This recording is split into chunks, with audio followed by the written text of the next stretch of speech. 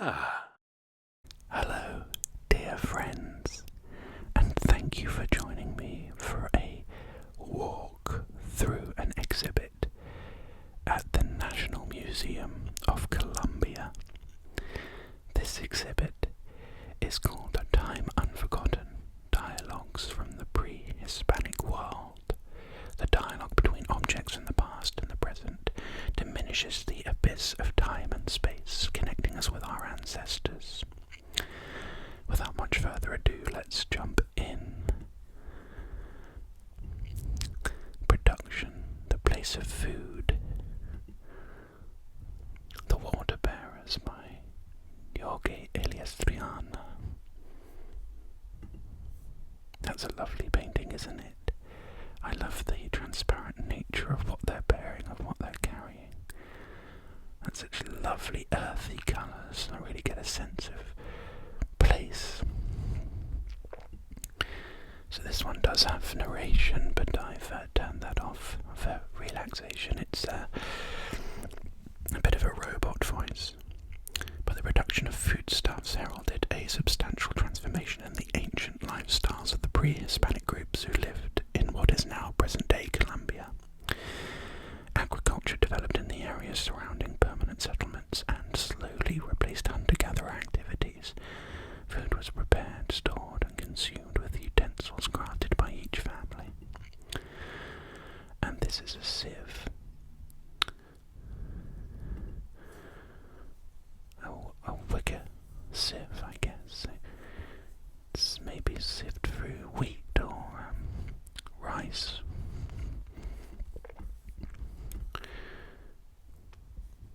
Oh wow. Pantry in Yerba Buena by Ricardo Gomez Capuzano, 1939. Lovely colours here, and a wonderful sense of light, illuminating what looks like a cold pantry environment, but just all of the life on show here is wonderful. That's a grater. Wow, look at that. It's a primitive grater. I've never thought of a prehistoric civilization having access to a grater before. I always think of it as being a relatively modern invention, but of course it isn't. You can see here little pins that would be used to grate. Here is a pot of the Muisca culture. So they made ceramic utensils, the inhabitants of Nueva Esperanza, that fulfilled specific functions, domestic activities, and the celebration of festivals and ceremonies. Cooked food was stored and served and consumed in bowls and plates. This is a pot for storing food. A jar. Wonderful decoration. What do we got here? Is this a vessel? Interesting. Do you think this was... So if this was connected on the other side, do you think... What I was going to say, would you put it over a fire and heat something? I suppose you could. It's like a colander, it's sieve-like, so you wouldn't put liquid on it, but perhaps you would cook corn or potato or something over it, perhaps. Struggle. The confrontations over resources and ideas. So yes, unfortunately, conflict is inherent to human relations. It's a constant factor in social processes. In pre-Hispanic times, clashes occurred over political differences, ideological differences, control of land, access to resources. Battles occurred between family members, the same community, ethnic groups.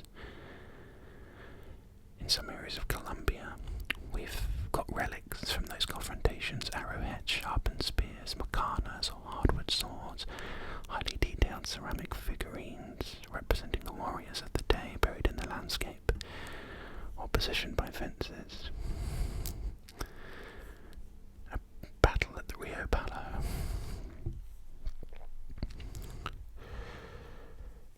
You can see a more armed modern military of the time against what looks like peasants or workers. An anthropomorphic figure, a warrior. These are figurines from the Tumaco-La region, representing characters with robust bearings and fighting positions, covered in large plates of scales as armour. Got ear-muffs on, headdresses with complex representations. They have feline jaws, typical features of the jaguar, symbolising the fighter's strength, skill, sagacity, and the symbolic military power embodied in a male figure.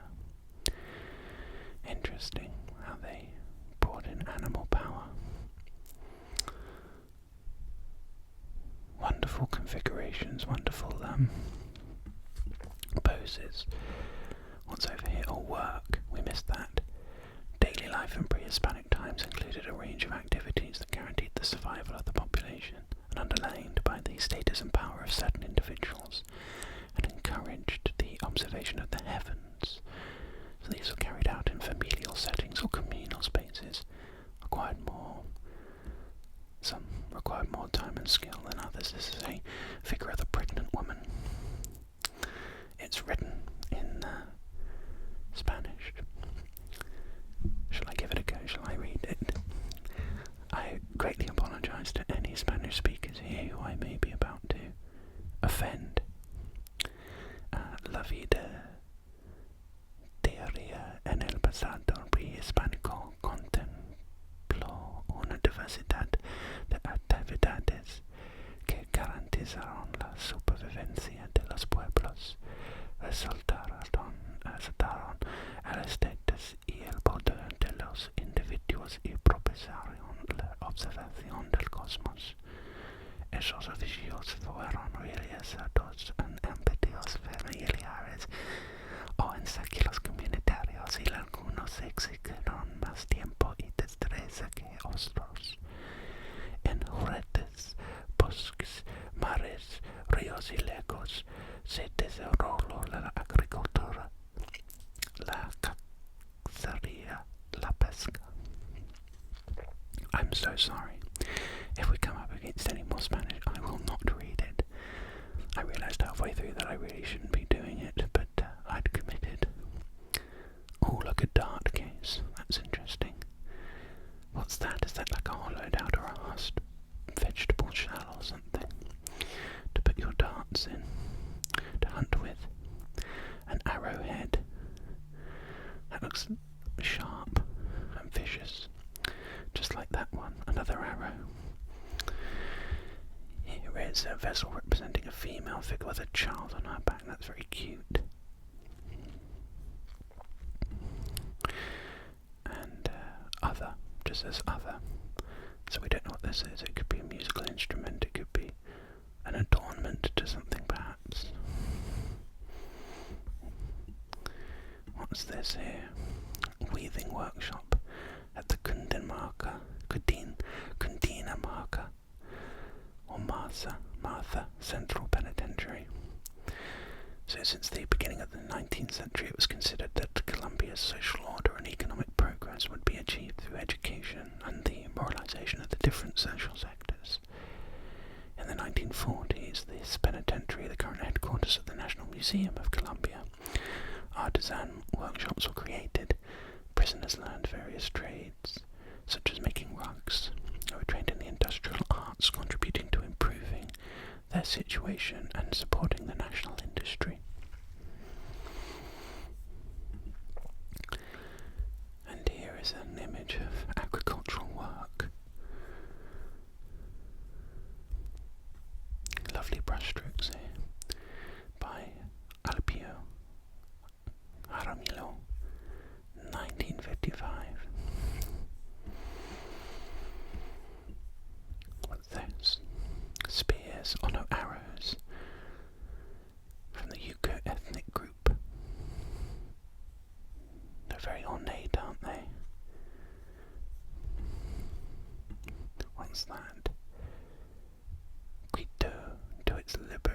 murders in Pichincha, 1822.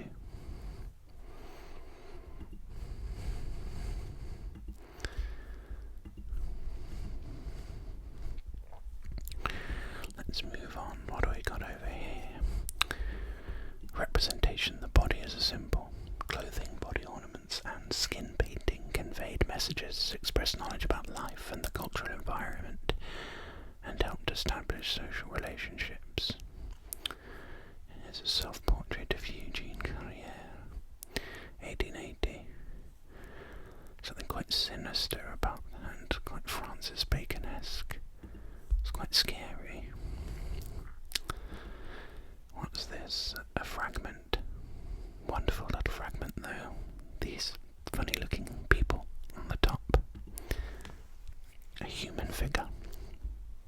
Were these dolls? Were they used in rituals? Were they sacred? A feminine figure? A rattle. So that definitely is either a musical instrument or perhaps a child's plaything. Here's a head with cranial deformation. So the women of Tumaco-La-Tolita wore earrings, piercings, and extensions that deformed their skulls as ways of exalting beauty. In the Cundiboyacense Highlands, the practice of twisting the head was done at an early age, as can be seen in this rattle that shows the technique of ligatures and splints on the head of a girl. In the Middle Cauca, people tightly attach ligatures to their wrists, forearms, and thighs to highlight the musculature of the arms and legs. I find that process fascinating. Does it cause pain? Does it cause stress?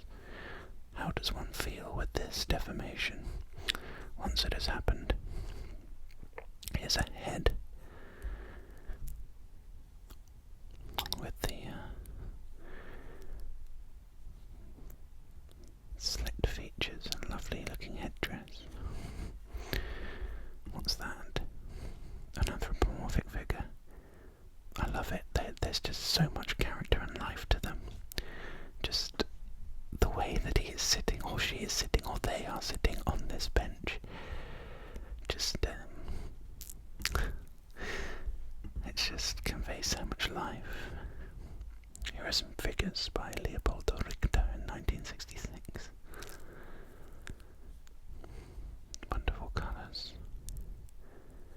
Again, a great energy, this friendship, the relationship, and the vibrancy and life of their fashion. Celebrations. Oh, we've become stuck to the wall. This happens to me all the time in museums. I get stuck to the wall. Help me break free. How do I break free? Come away from it perhaps with a... Oh, there we are. In the pre-Hispanic era, family members and close friends held special celebrations for births and marriages, and communities took part in great ritualistic displays to diffuse tension and avoid conflict. These moments where food was shared were also the occasion for the consumption of intoxicating drinks. July 20th, by Fernando Botero Angulo. Brilliant. There is an artist, I can't remember her name, I think it's a female artist in England who has a very similar style of painting people like that. Here's a Tirona culture cup. So these are goblets used in different regions during pre-Hispanic times to celebrate a grand idea, historic occasion, a new cultural event. And a mukura of the musica culture. If there is one thing that's a commonality, is that we like a good celebration no matter what world, culture or civilization you're from. Here's a costume. So the lore of origin tells how the demiurge Kauai taught the Oumuamua to sing, dance and make masks of jaguars, butterflies, parrots, sloths and fish. After the death of a relative, the weeping party is held that coincides with the ripening of the pupunya, palm fruits. Relatives and animals sing and dance to the one who died, and ultimately the deceased becomes an ancestor and the masks are burned. I think that's lovely. I love learning about as funeral rites and celebrations. An awesome looking crown. I'd love that. I don't want to appropriate it, but that is look at those lovely colours. A ritual amulet with animal teeth tusks. That's very cool. And a Chitil Maraca. Wow. So ornate, so wonderful.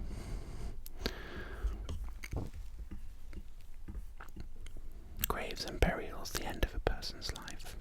So in pre-Hispanic societies, the human body was thought of as both an organic and a symbolic entity. Within some communities, the notions were expressed via muscular and cranial deformations. Persons' trade, status, place in society, wealth, and power, all displayed by headdresses, necklaces, and ornaments worn on the arms and legs. This here is a funerary urn. Here is that individual sitting on a chair. So the remains of one or more individuals exhumed after decomposition were deposited in funerary urns that represented sacralization and the remembrance of death at the second time. These constituted the homes of relatives and ancestors as the family collective memory reservoir. They symbolized the maternal womb, and within it the return to the original moment, where silence marked a new beginning. That's rather beautiful. A return to silence. Here's a casket. Life didn't end in death, and the deceased went on to become ancestors who accompanied community members on a daily basis. Mortuary practices in what is now present-day Colombia were many and varied. Corpses buried in small graves such as one person or in large tombs alongside a number of others. They could be simple or monumental. Bodies were placed into the earth or into sarcophagi with possessions that displayed their social standing or the role of the deceased person. Primary burials meant that the body was buried just once in the ground. Secondary burials meant that they were put into the urn that we just saw.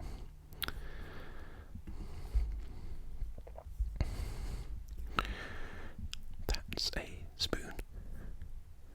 That's in I'm not reading that this time. But that's a wonderful, ornate spoon. And I'm guessing that's an example of an item that somebody would have placed in with them to signify their status. Here's a funeral in black and white by Pedro Nel Gomez, painted in 1930. Wonderful flowers. And here is a boat of spirits, a little bit like Charon in Greek mythology, taking you through to the afterlife. So I think that's the end of the exhibit.